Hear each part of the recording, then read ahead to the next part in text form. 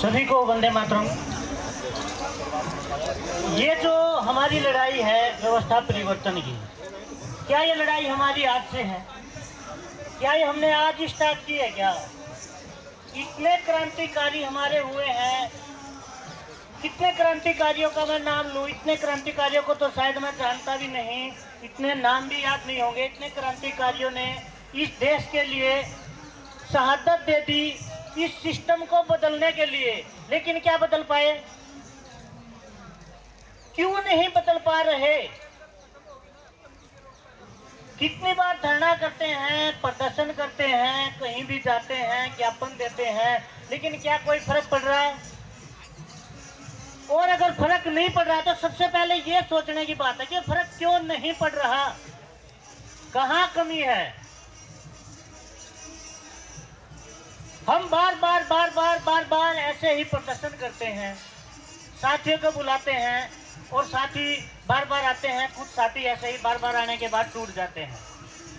एक तो कारण मैं जहां तक मैं समझ पा रहा हूं, जैसे इन्होंने हमें आपस में तोड़ा था, समाज को धर्म के नाम पर, फिर तोड़ा इन्हें जातियों के नाम पर, पार्टियों के नाम पर।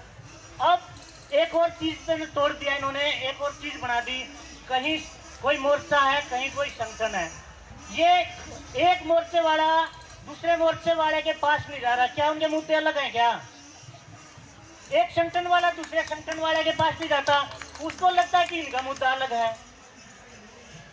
जब तक आप लोग ये नहीं सोचोगे कि लड़ाई एक है, जो अभी डॉक्टर तरुण कटारिया जी ने एक शुरुआत की, इतने मुद्दों को एक साथ लेके आए।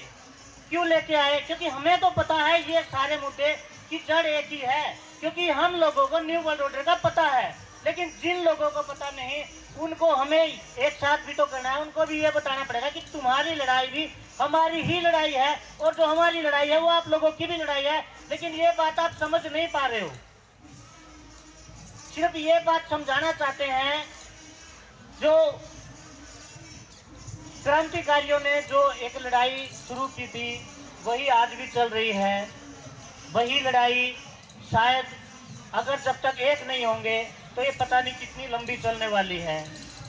सबसे पहले मैं इतनी ही बात कहना चाहूँगा कि एक हो जाओ, देश की समस्याओं को समझो, इनकी जड़ को समझो। कहाँ पे इनकी जड़?